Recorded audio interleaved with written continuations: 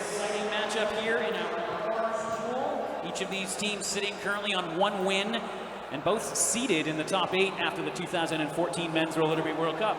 This should be a fun matchup to watch as we are moments away from the start of this bout. It's already been a fun day of Derby action here, Derby Nerd, and I'm expecting quite a bit more before tonight's over. Absolutely. These 30-minute games have no lack of excitement, that's for sure. Every jam counts. And you've only got 30 minutes to play.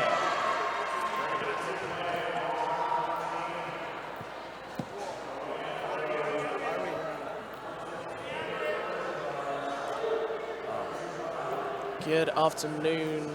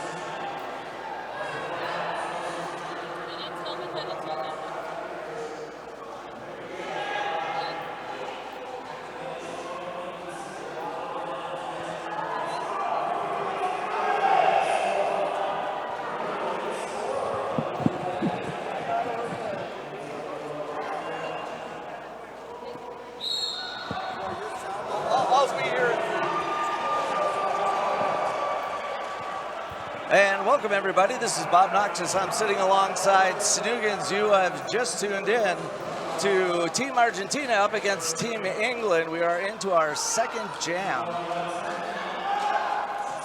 Looks like we have ourselves a power jam in action. Reaper just calling the jam there as I state it as fact. 10 points up on the board for England in that first jam.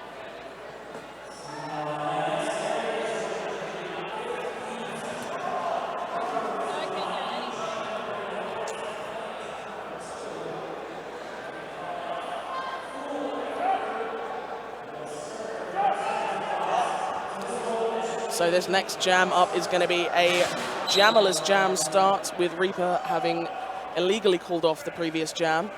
Number 10 up for Argentina. Yeah, Castillo that's being good. Released from the box. Yeah, that's Chipa as he goes by. He's going to try and, whoa, look at that. He's going to bridge the back of the inside. And he's going to be recycled back around. In the meantime, we're going to see number 12. And that is Cruz, who's going to have to take a seat. Castillo trying to make his way through that pack. Reaper, meanwhile, managing to slip his way through the Argentinian pack. And Chiba compressed at the back of the pack. He's not able to get through. He's gonna take himself back out around to try to get around it. And Reaper making this pretty easy run, pretty easy pass.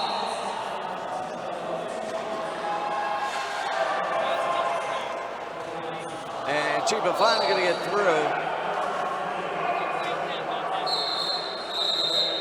Reaper calls off the jam. And that's a 24-0 run for England.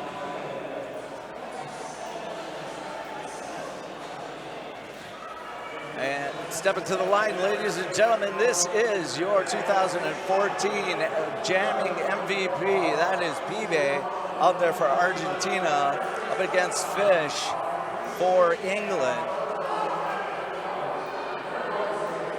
Depleted pack on both sides, 3-2 advantage for Team England. And Piba goes in a little hard. He is very small in stature.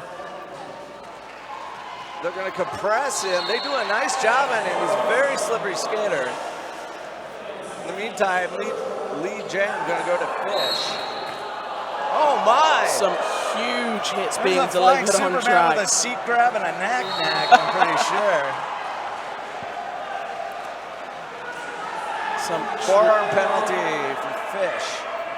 So that's going to be a change of fortune. Power jam in favor of Argentina now. Pibe looking for that outside line, finds it just Oh, look at that.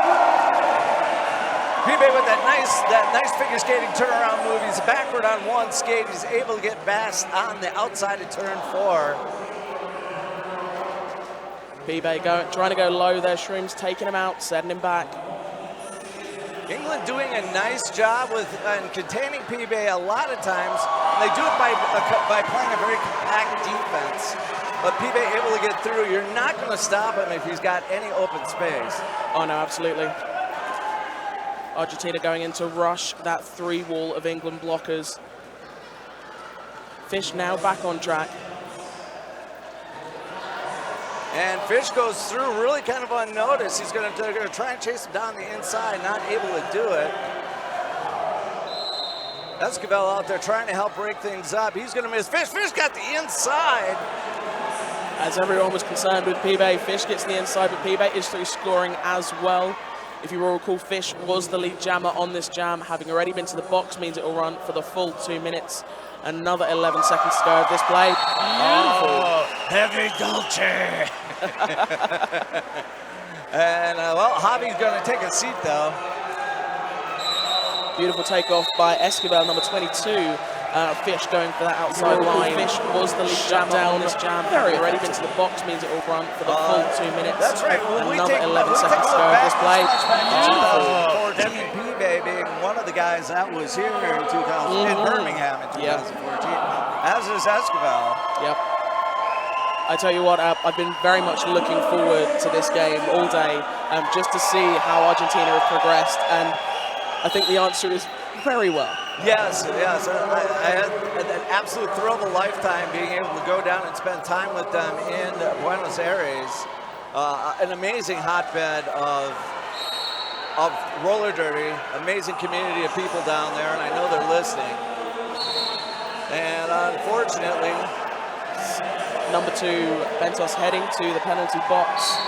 Didn't see what the call was, but this does mean that Blitzkrieg is now in Power Jam territory. Of course, the Roller Derby Athletics Power Jam territory, to be specific, for Team England.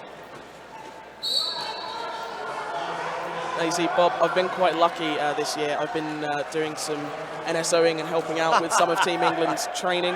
And I've got to watch these guys quite a lot. I'm not going to give anything away, but to see that Argentina is shutting down Blitzkrieg like this is quite phenomenal.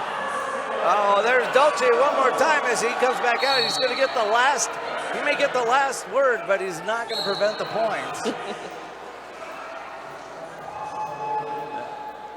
And knowing Javi's not going to get the last, he will get the last word. Oh, he will. And there we go, Blitzkrieg going to call it off. We're looking at a score 50-18, 22-50 remaining, England over Argentina. And of course, Snuggins, this really becomes the game for these two players. Yes. I'm sorry, for these two teams. As you take a look at their bracket, only two in the pool of 5 are going to advance.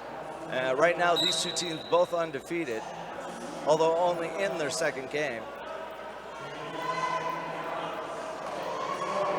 Oh, nice run on the inside, but that is going to be totally stopped by number 99, Dane.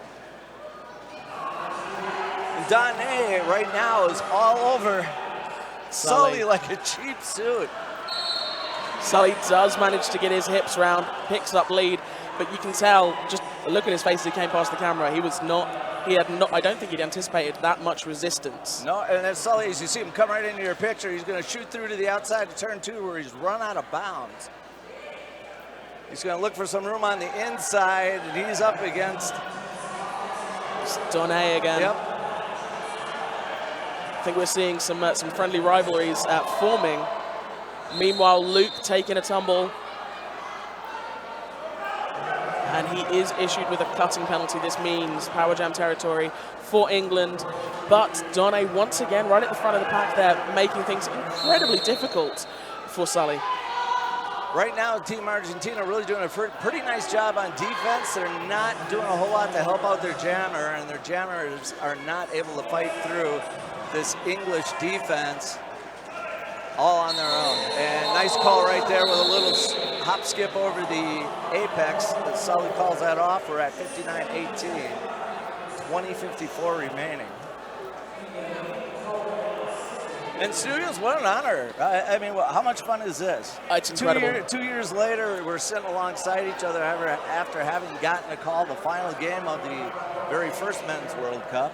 I tell you what, to this day, I'm still awestruck the fact that I actually got to call that game, and that I got to call that game with you. Well, that's very kind. I was awestruck to be there at that last game. That was great. Today, as we get started one more time, that's number 666 out on the track. That is the Reaper. When he comes a knocking, don't go walking.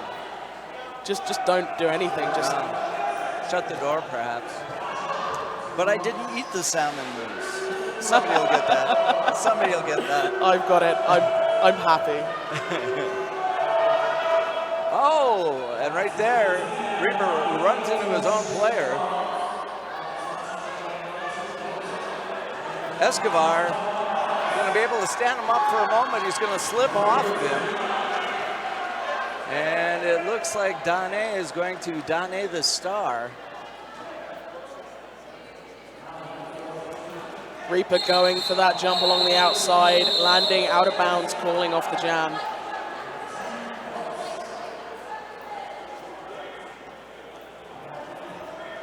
.72 points, plays 18 in favor of England, 19 minutes, 21 seconds remaining on the clock. I think for a lot of us, as we take a look at the 20 teams that are here, we are looking at Argentina, we are looking at Wales, as probably two of the stronger potential spoilers of this event. I mean, Wales had brilliant starts of the day against Mexico. Mexico, if you didn't have a chance to see them, actually could have been the spoiler of the tournament, losing to Canada, losing to Wales, both by under 50 points. I think they're two of the closest games we've had so far today. Yeah, and they have been.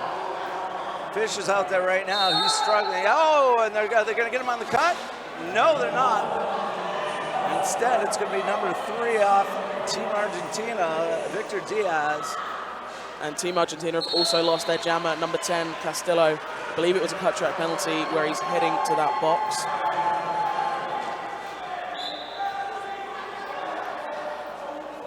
If you're just tuning in, we are playing abbreviated games today and most of tomorrow. This is all functioning on the basis of pool play. All 20 teams, 5 each in one pool of 4. One of the 4 pools, they will play round robin. Only the top 2 will advance to the knockout phase. The rest will play placement games. Castillo back on track. Taking a big hit from Sutton there. And it looks like Chiba is going to get past the star. Once again, these quick, very elusive small jammers not able to get their speed up and really stuck behind this defense that Team England is putting up right now. Fish is going to be through one more time. Yep, Sutton and Banks have clocked the attempted star pass, and they are doing everything they can to put a solid wall up between jammer and pivot. Oh, right, there's a little nice interference by Dane, but it's not going to be enough. It's going to put Chiba once again right into the heart of the defense. And with that, Fish is going to call off the jam, and we're going to have a couple different penalties at the very end of that. And of course, we'd like to say thanks to a couple of people. First off, let's say thank you to the Quad Skate Shop team of the tournament. Fans, we're letting you choose one of our MVPs. This year's Quad Skate Shop team of the tournament will now include a fan favorite award. And it's going to be chosen by you. So be sure to check out their Facebook page during Saturday and vote for your favorite player. Now, while we're talking about that fan favorite player, we've had another potential little upset in the game. 0-8, Pibe picking up lead jammer over Blitzkrieg with a massively depleted pack on track.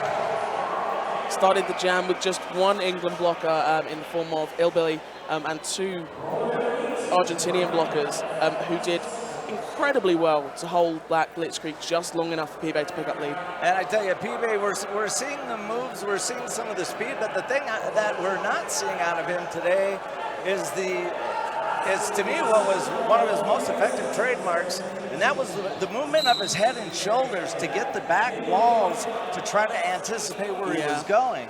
He's coming in straight. He's no shake and bake on any of that, and I think that's to his detriment. Sully is now out there for England. Sully's going to get run out of bounds. His body's flying all over the place. Number 3 involved in that sudden impact. He is the thorn in the side of many a jammer. Ventos heading to the penalty box. Forearms penalty. Yep, Sully is going to get lead. And Sully's going to make quick work of all but up front as he's going to dodge number 666. And that is going to be, that's going to be Llorente. Llorente taking Sully off again on that inside line, setting him back round past the apex. He and Dane have been the constant up front for most of the time that Argentina's been out there. There's Esquivel. Of course, the other thing we have to take into consideration with all of this, too, is that both these teams come in with full rosters, and these rosters are being changed up with every one of these short games. Yes. As they try to come up with the matchup that they think is going to be the most effective. So until we get to the full games, in some situations, we may not see exactly what everybody's got. Yeah, people are keeping their cards close to their chest. Both jammers searching for those spaces.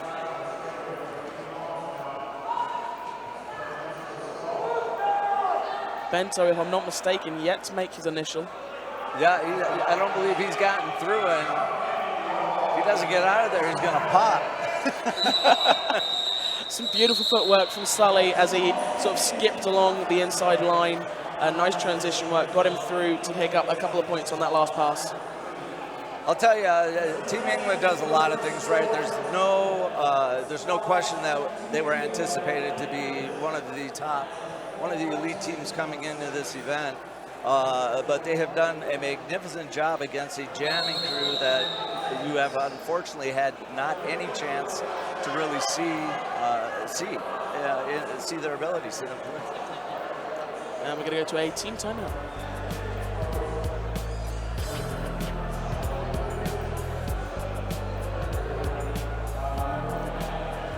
We're going to be testing 3 helmets today. This simulates a 10-mile-an-hour impact or a 4-foot drop. The S1 Lifer helmet with EPS Fusion foam did pass the multiple impact test.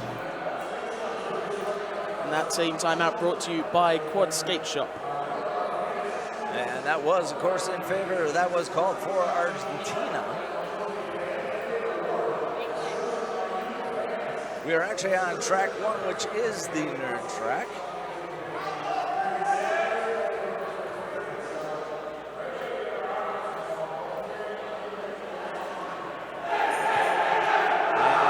As I come back out onto the track, we're going to see Chipo one more time out there for Argentina. He's going to be up against Reaper.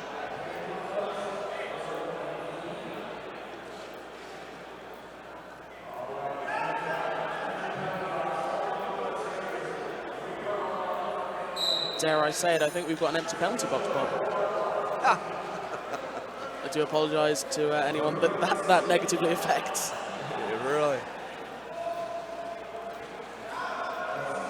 Argentina providing a rather pleasantly strong wall against Reaper, really making him kind of work on his edges. He does get out, but it wasn't just handed to him on a silver platter. No, the thing about Reaper is he's got all the footwork, he's got all the lateral movement. I don't even have to know if he's got the speed because he hasn't needed it. Yes. There it goes. he's got the quick accelerated step. And he seems like a terrific guy who has also told me that he's got pretty bad knees, bad ankle, and everything else. That his body has really paid a price for this game. Big hit taking him off there. I do believe he was trying to jump that apex on turn 3. 2. And as that jam gets called, we need to acknowledge, of course, that we've got ourselves a power jam in action. Number 10 for Argentina, heading to that penalty box. He'd already served a little bit of his time for a cutting penalty. So Blitzkrieg is going to start this next one on a power jam. Yeah, this is going to be a roller derby athletics power jam.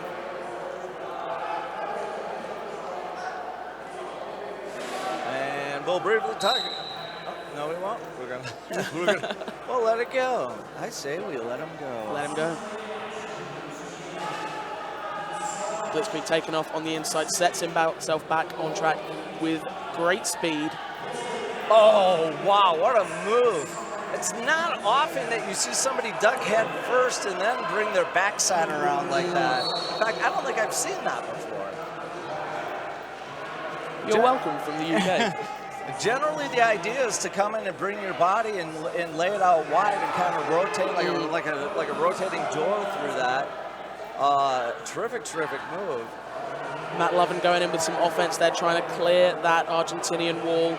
Meanwhile, at the back, Captain Spectral Aberration is solidly controlling what is now a 2-wall, holding back number 10, Castillo, who's back on track. And Chipa is out there. He's got an open track in front of him at this point. He is not going to be the lead jammer, of course. And Dane comes over, shakes his hand after putting the last hit on Blitzkrieg. And PB going to take the track one more time. Now, for those that know him, Fish is a reasonably small jammer. Then you see him next to PB. I never thought about that. I'm looking at him, he's like 6 foot. Fish is, he's small in stature, he's quite slight, and then you see him next to PB. Just that we have not altered this image, folks, that there's nobody sort of like on one side of the track to the other. Yeah. There's no optical illusion. He is literally head and shoulders taller.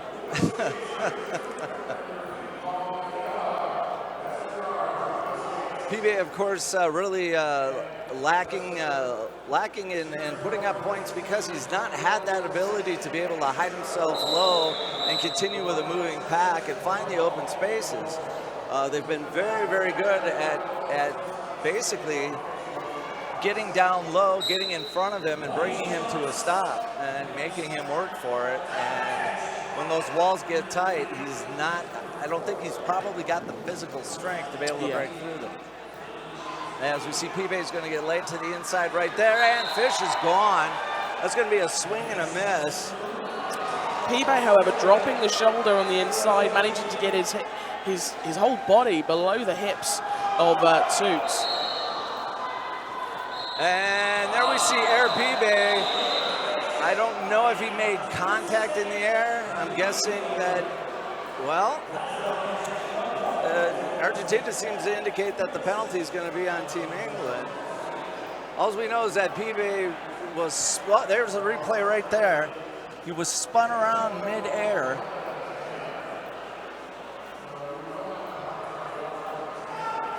So this is going to be a roller derby athletics power jam start on that Nerd Skate Shop jammer line in favor of Argentina. Bentos out there one more time, trying to find something up the middle. There we go. Nice job offensively blocking, running everything to the inside, but unfortunately, Bentos is going to get pushed to the outside and have to recycle. Bento picking up a penalty. Jammer switcheroo, Fish back on. And of course, lead jammer still open, so Fish is eligible for this. Yeah, nobody having completed their initial pass at this point. Until right then, as Fish does so. Oh, nice move. I've seen, there's body fakes and then there's an entire body fake. That was pretty incredible. Yeah, he's pretty good at that. He's just got that relaxed stride and patience. And a little power to go with it. that is, I believe he's got Diaz that is knocked backwards. And it looks like Bento was coming back on track, incurred himself a forearms penalty, so he's going to head back to the penalty box, and this power jam will continue, and Fish is looking to lap up these Grand Slams like the cat that got the cream. Well, the interesting thing, realistically, is for as many penalties as Team Argentina has had, the score differential is still probably going to be one of the lower against Team England. Yes, most definitely. So Team Argentina doing the job defensively, struggling with helping their jammers on the offensive end. And we're going to go to an official timeout. Team timeout, my mistake. Being called by Team England.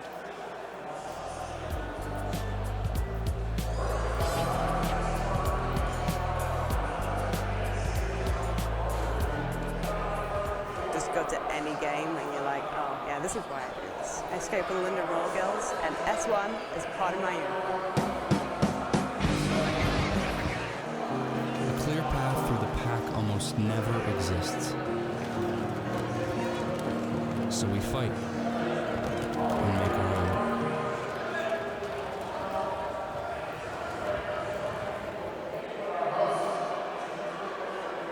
And as we're coming to the end of that timeout, which of course was sponsored by Quad Skate Shop, we're looking at the pack. We're wondering how this is going to progress forward.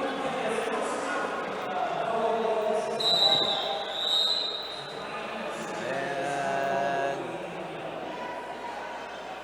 Sin Diesel out there trying to get some sort of communication from the bench.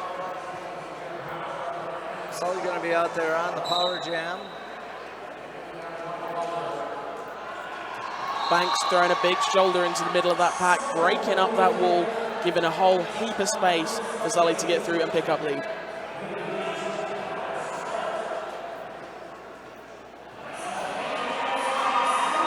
Sully with a skip and a jump along the inside. Not quite an apex jump, but enough to get him round for a 5 in the sky. Yeah, and Sully, I remember that from last year, or from the last Men's Cup and the other times that I've seen him play. He's got those quick feet. He's good on the toe stops. He's got that sprint where he's going to get that extra blast out of that first step. That's going to be very hard to stop. And nice spin off right there. Yeah, Sully is quite a spinny jammer, but he's got the control to maintain it and to not just kind of spin off track and have it be to his detriment. And that time he's going to get caught. He's going to get caught by Sin Diesel. Ilbilly now going in with the offense, managing to sweep that blocker from the inside. Of course, Sin from the States, from the Baltimore area. Skates with the Hooligans.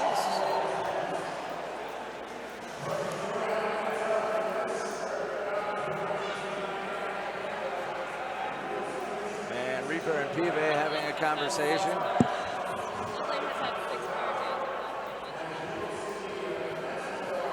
So like we talk often about the impact of power jams, and we're seeing the scoreline here. England have had 6 power jams so far in this game, and it really does show the impact that it's going to have on the game. Way of play. Yeah, and we're talking 6 power jams in a 30-minute game. My math serves me right. That's 3 full minutes without a jammer on the track. So it's going to make a bit of a difference. Yeah. Reaper through, picks up lead on this jam. 0-8 Pibe, your jammer for Argentina, being taken off, set back by England captain Spectral Aberration.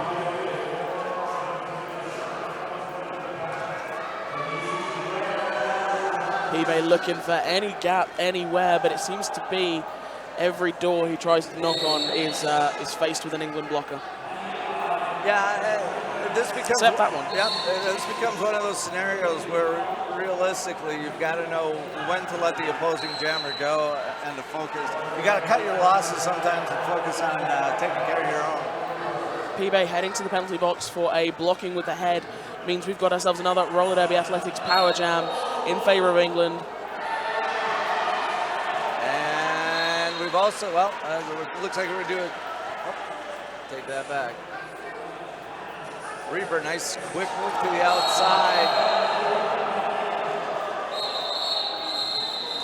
And I believe that's going to be called as a low block or a trip. Definitely was called as a low block.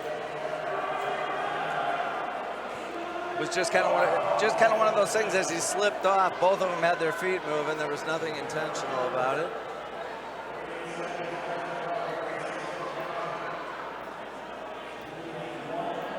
So pack advantage going into this next jam. 2 England, 4 blockers plays 2, 3.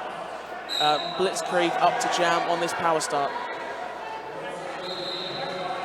And Blitzkrieg going to find a little bit of room on the inside, which is all he's going to need. For such a stacked jammer, Blitzkrieg, it can very comfortably and very happily work with a very small amount of space. Yeah, you're right, you're right. And again, so much of that comes down to balance and the way you move your feet. Once you get yourself sideways, sometimes that's all you need to be able to do. Oh, look at that. We got, I believe Pibe came back in. It was Air Pibe, but it is not going to make the landing it needed. No, I take. Yep, that was Pibe. That jam coming to an end, and that I wondered if I heard the rolling whistle. I did. That is full time on this game. Absolutely. Where did that half an hour go? It went very quickly. And of course, part of that being each team only gets 1 timeout. Yeah. But Team Argentina is going to fall for the first time in this tournament in their pool. They lose 178 to 23. Of course, the victory going to Team England. A lot to be determined yet. England now with 2 wins on the board. Argentina is going to have a win and a loss. And of the 5 teams in each one of these pools, only the 2 top are going to advance to the knockout phase, which begins with the final game Friday night. You don't want to miss that. I definitely don't want to miss that. You guys at home don't want to miss that.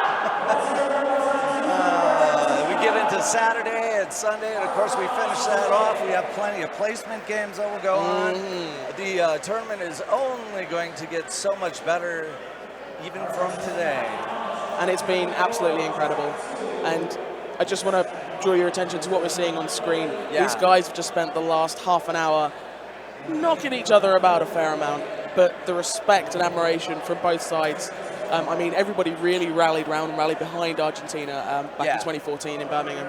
And you can see that these guys are so happy to see, the England guys are so happy to see how well Argentina have progressed and they've come back, and that they're just moving forward at a really brilliant pace. Yeah, well, I can tell you, roller derby has taken its foothold in Argentina. There's no shortage of men and women down there that are playing, and it's been a pleasure to share this with all of you that are viewing at home. For Snoogans, I am Bob Noxious, and we will see you next time. Absolutely.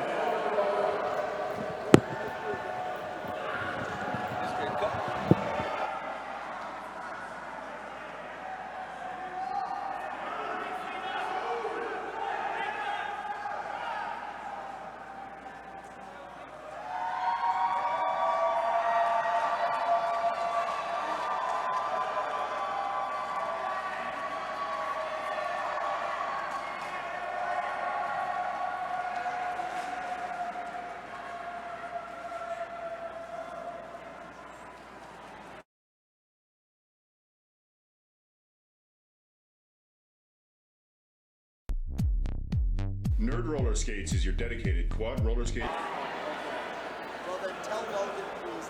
Can I grab you back here a minute? Nerd Roller Skates is your dedicated quad roller skate shop in Calgary, Alberta. Being a nerd is about being really excited and really passionate about a really specific thing. And the thing that we are really excited and passionate about is roller skates.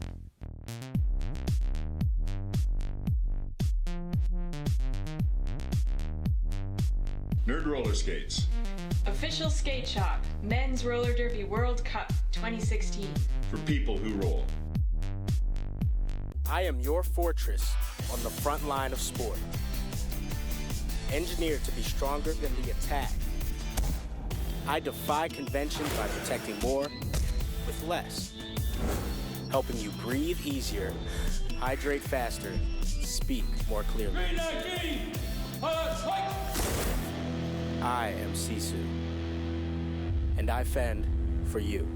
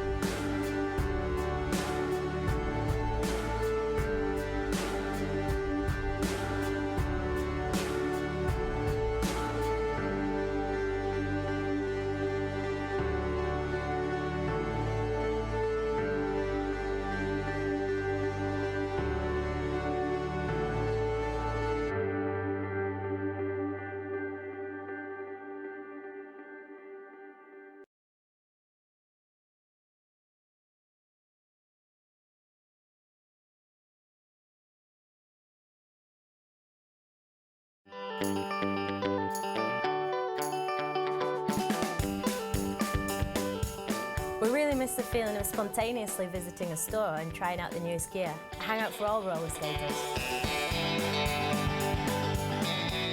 Everyone has their own unique style. Because of our large assortment, we can now personalise roller skates while you wait, so you can try them out right away.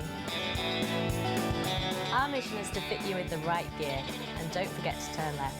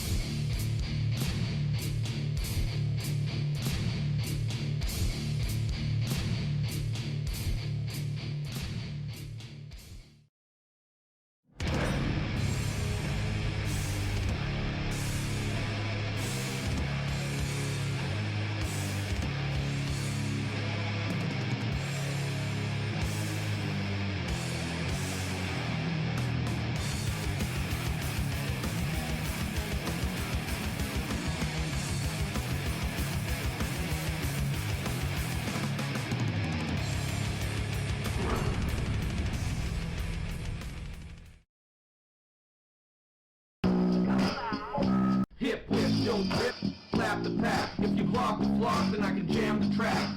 Quads on the floor, styles on the head. Roll roller derby log book, the zebra said. Yeah, we rollin', yeah, we rapping for real. Can't feel the back wheels underneath my heels. Up through my spine, penetrating the heart. Calling off the jam till the next jam starts.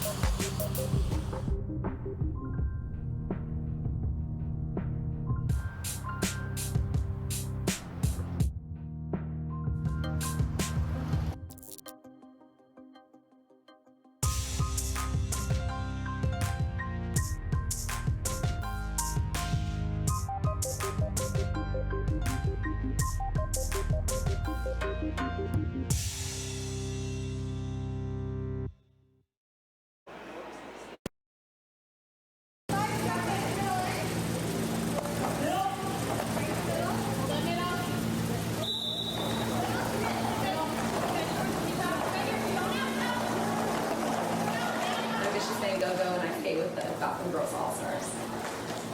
I skated on roll-on products for the past maybe, I think, feels like 4 or 5 years, and I'm loving the plates that I'm on now. I have a good response with them. I feel like my agility has changed. The edging that I use has really benefited from the product. The thing that I like about the roll-on products is the bearings. I fell in love with them instantly. I put them on right before Brouhaha, rolled with them all 3 games, and I liked the response that I got. They were quick rolling, no weird break-in or awkwardness, and I couldn't be happier with them. Hi, I'm Floodall. I'm a blocker for Gotham Girls All-Stars. This is my first year on the All-Stars. I've been a member of Gotham Girls Roller Derby for 3 years.